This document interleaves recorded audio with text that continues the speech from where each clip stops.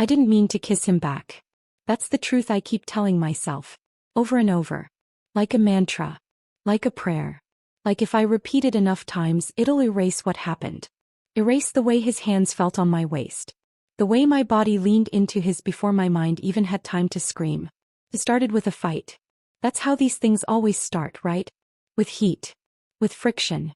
With words sharp enough to wound, bouncing off concrete walls in a room that suddenly felt too small for both of us. He'd come over unannounced. You need to stop showing up here, I snapped, arms crossed, jaw tight. He didn't flinch. He never did. Instead, he stepped closer, that infuriating smirk tugging at the corner of his mouth. You always say that, he murmured, and yet here I am. My heart beat a little faster. Part fury, part something I didn't want to name. I hated that smirk. Hated how smug he was, how confident, how absolutely unbothered by the boundaries I tried so hard to keep in place. You think this is a game? I spat, voice rising. I'm with someone. You know that. He shrugged, eyes burning into mine. He's not here. That shouldn't have meant anything. But in that moment it meant everything. And when he stepped into my space, closer than was acceptable, closer than was safe, I didn't move away. Maybe I should have. Maybe everything would be different if I had. But I didn't. We were chest to chest now, his breath mixing with mine, his eyes flicking between my mouth and my eyes like he was waiting for permission he didn't need. Say it, he whispered. I blinked. Say what? Say you want me to leave. My mouth opened. Nothing came out. As I should have said it. As I meant to. But my lips refused to form the words, too busy parting in anticipation. Then it happened. His mouth crashed into mine, fierce and punishing. His hand gripped the back of my neck like he owned me, and the second his tongue slid past my lips, he gave in. I kissed him back. With everything I had. With a hunger I didn't know lived inside me. My hands found his shirt, balling into fists, pulling him closer, needing more like I was starving. His fingers dug into my hips, backing me into the wall. And when I moaned, he caught it with his mouth, devouring the sound like a secret. It was brutal. Messy. Wrong in every way. But God, it felt right. His body pressed hard against mine, pinning me. One hand sliding up under my shirt, the other tangled in my hair. I knew I should stop. I knew it. My conscience screamed, you're in a relationship. You love your boyfriend. This man is dangerous. But I was already falling. And then just as quickly, it was over. I shoved him off me with shaking hands, breath ragged. What the hell was that? I gasped, trying to pull my shirt down, trying to erase the burn of his fingers on my skin. He didn't look sorry. He looked satisfied. You kissed me back, he said simply. I slapped him. Hard. The sound cracked through the air like a whip, echoing off the walls. He didn't even flinch. Instead, he leaned in close, his voice low and calm and terrifyingly sure of himself. I'll see you soon. And then he left. The silence that followed was deafening. I stood there for minutes, maybe hours, hands still tingling from the slap, mouth still swollen from his kiss. My knees were weak. My heart felt like it was breaking into a million pieces and melting into a dark puddle on the floor. I collapsed onto the couch and cried. Not soft, delicate tears. I sobbed. Because I didn't understand what was happening to me. Because I felt disgusting. Because I'd betrayed someone who loved me, and the worst part? Some twisted, broken part of me wanted to do it again. I barely slept that night. Every time I closed my eyes, I saw his face. Felt his hands. Heard his voice. It haunted me. And as much as I wanted to forget, to pretend it never happened, I knew I couldn't. Because when I reached up to touch my lips in the dark, they still tingled. Because when I shut my eyes, I replayed the moment, again and again. Because the shame was real. But so was the desire. I told myself it was just a moment of weakness. That it would never happen again. But deep down, something colder, something more honest, whispered, you're lying. I told myself it was nothing. That the heat between us was just anger boiling over. A slip. A mistake. One of those moments you bury and pretend never happened. But the next morning I couldn't look at myself in the mirror. My skin still tingled where he'd touched me, like it remembered him even if I didn't want to. I avoided him. Changed my routines. Took the long way around the office to skip his department. At home I clung to my boyfriend, overcompensating with kisses and soft laughter, trying to mute the voice in my head screaming that I'd already stepped over the line. But then I saw him again.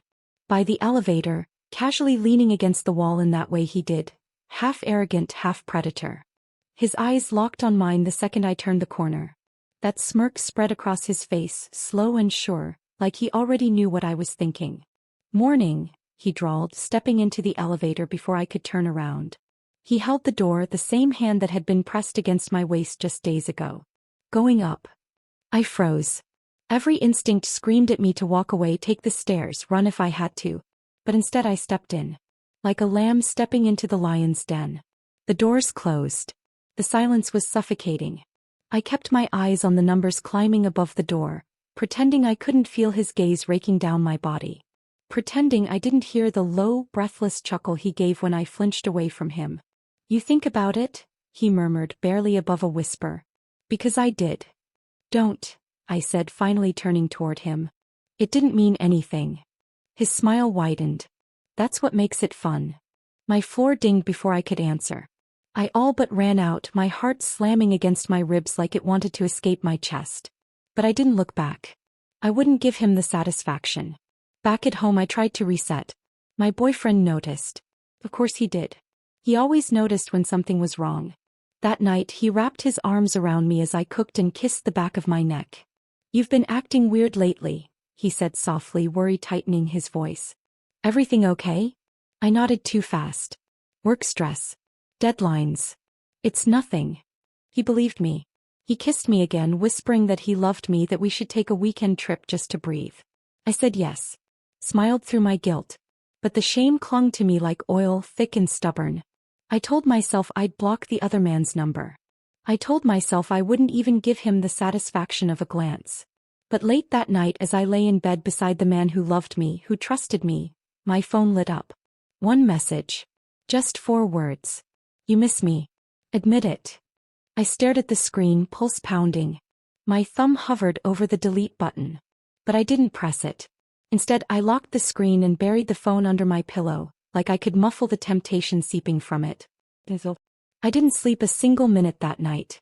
I told myself it was to end things. That's the lie I whispered as I fixed my hair in the mirror, as I swiped on the faintest touch of mascara, as I changed my shirt 3 times and still ended up wearing the one he once said made my eyes look like trouble. I wasn't getting ready for him. I was preparing for closure. That was the story I told myself right up until I opened the door and saw him standing there. He didn't knock. He didn't have to. His text came 5 minutes before. "I'm outside. We need to talk." I could have ignored it. I should have. But I walked to the door like I was being pulled by some invisible thread. Some poisoned string that ran from my chest straight into his clenched fist. He stepped inside without asking. And I let him. His eyes moved across my apartment, landing briefly on the jacket my boyfriend had left on the back of a chair, the pair of his shoes near the couch. Something cold and unreadable flashed in his expression, but it passed. He always knew how to hide things better than I did. "I just came to say," I began, but he raised a hand. "Don't lie to me," he said. "You could have blocked me. You didn't." I folded my arms, trying to shield myself with attitude I didn't feel. "You don't get to twist this like it's my fault. What happened was a mistake." He took a step forward. I took a step back. "Then say it," he said quietly. "Say it to my face. Say you don't want me. That you don't think about it. That you didn't stay awake that night, wishing I'd come back." His voice was low, sure, and far too close now. I could smell him, something sharp and earthy like cedar and sweat. My heart thudded so loudly I was sure he could hear it. "Say no," he whispered, stepping closer still. His fingers ghosted over my collarbone. "Say it and I'll leave. I won't touch you. I won't come back. You'll never see me again." My lips parted. I wanted to scream no. Wanted to slap him again. I wanted to yell until the guilt bled out of me and I could finally breathe again. Then said, "God, I kissed him. God help me, I kissed him first this time." It wasn't gentle. It wasn't sweet. It was everything I hated about him. Everything I hated about myself. It was desperation and lust and guilt all tangled into a knot I couldn't undo. His hands were on me in seconds. Rough, possessive, greedy. Like he'd waited for this moment with the same aching hunger I had. My back hit the wall and I gasped, but I didn't stop him. I couldn't. I wanted him. I hated that I wanted him. Clothes hit the floor. Breathless gasps filled the silence. I didn't cry this time, not yet. Because in that moment I didn't feel anything except the aching relief of giving in to something I couldn't outrun anymore. I felt his hands on my skin. His mouth at my neck. His voice in my ear whispering things that made my spine arch and my knees shake. And then, the front door clicked. Unlocked. We froze. Panic shot through my chest like a bullet. Footsteps. I scrambled off him, heart slamming so loud I thought it might explode. I yanked a blanket over myself as I shoved him toward the hallway. He barely had time to duck into the bedroom as my boyfriend's voice called out, "Hey babe? You home?" My voice was hoarse. I prayed he wouldn't hear it. "Why yeah. I thought you had a late shift." He walked into the living room. His eyes landed on me, hair tousled, cheeks flushed, blanket too tight around my shoulders. His brow furrowed. "Why are you out of breath?" "Yoga," I blurted. "I was doing yoga." His eyes narrowed. "At night." I forced a laugh. "Helps me sleep." He seemed to buy it. But in the bedroom, hiding behind the cracked door, the other man was silent. Watching. Listening.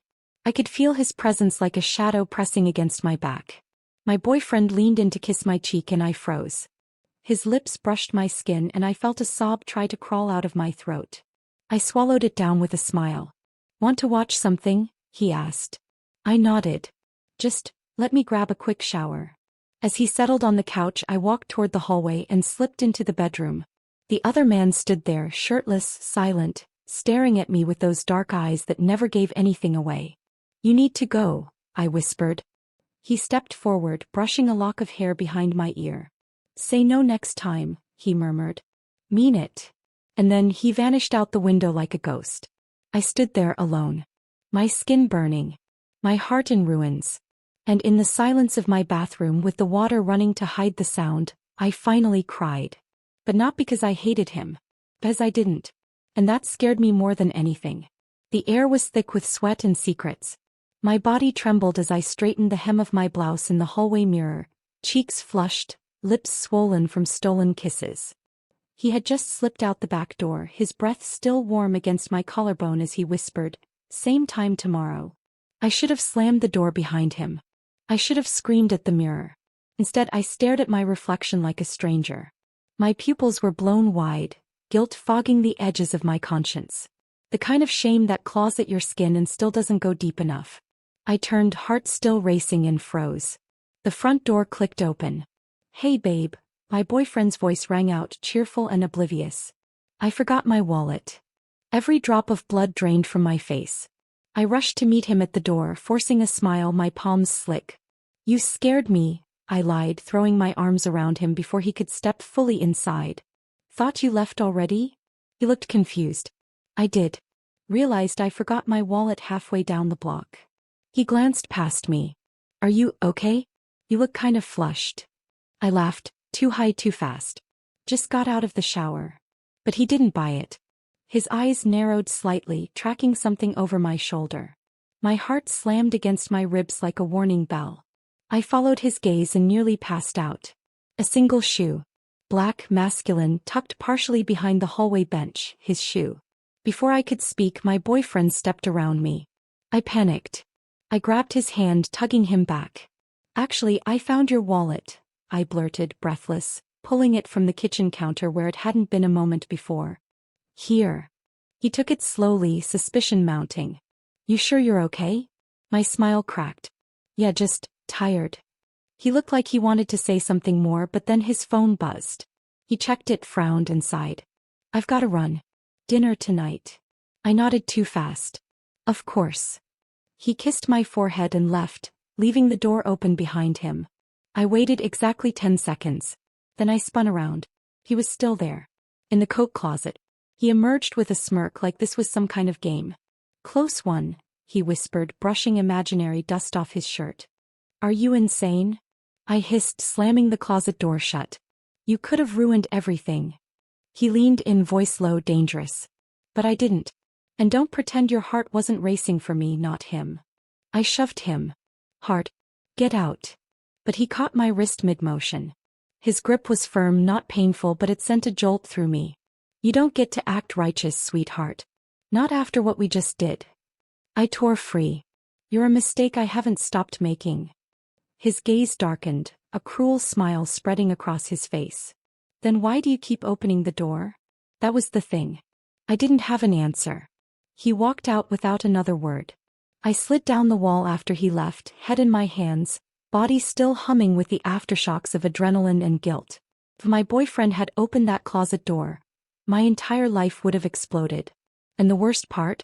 A sick, aching part of me almost wanted him to, because at least then I wouldn't have to keep lying. Lying to him was like swallowing glass now.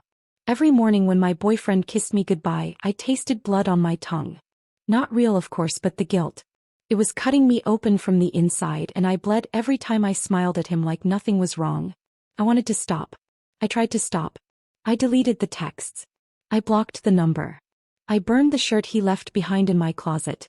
I even made myself sick trying to confess, but every time I looked into my boyfriend's eyes I choked. Because I knew once the words left my mouth, there was no coming back. But that didn't stop him. He showed up again, this time at my work. A simple coffee shop.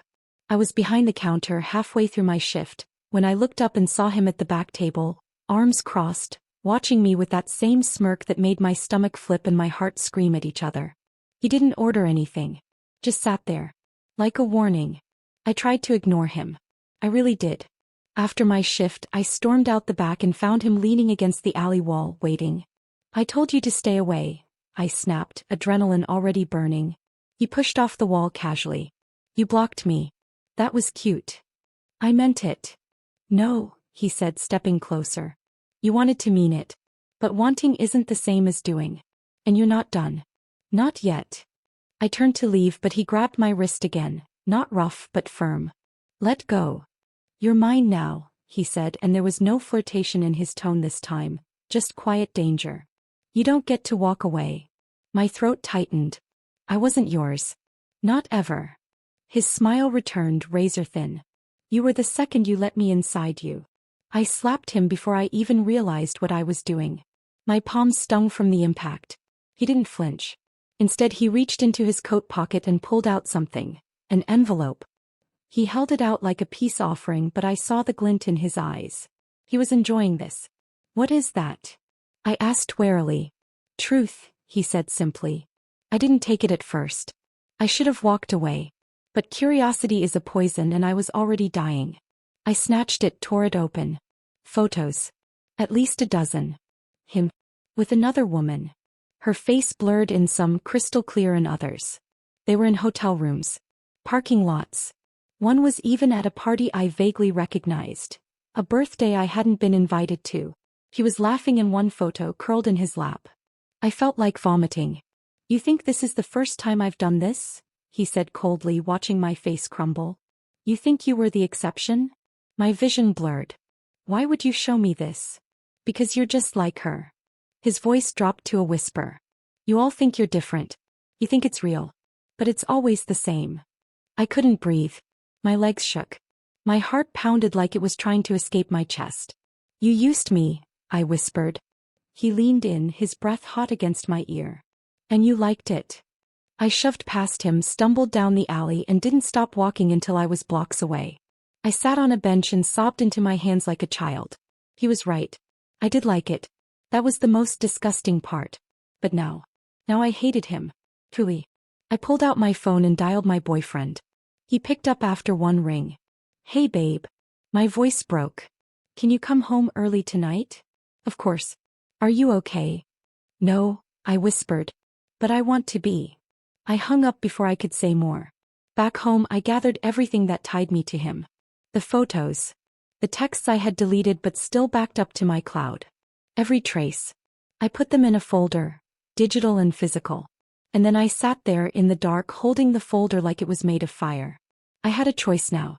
Destroy it all and pretend it never happened. Or show the truth and destroy myself in the process. But as my boyfriend's car pulled into the driveway, I knew. The lie couldn't last much longer. The silence in the apartment was deafening. My boyfriend stood in the doorway, the folder of evidence clutched in his hands, his eyes scanning the contents with a mixture of disbelief and devastation. I sat on the couch, unable to meet his gaze, my heart pounding in my chest. How long? He finally asked, his voice barely above a whisper. A few months, I replied, my voice trembling. He nodded slowly, absorbing the information. Why? I struggled to find the words. I don't know. It just happened. He looked at me, pain etched into every line of his face. Was it worth it? I shook my head, tears streaming down my cheeks. No, it was a mistake. A terrible mistake.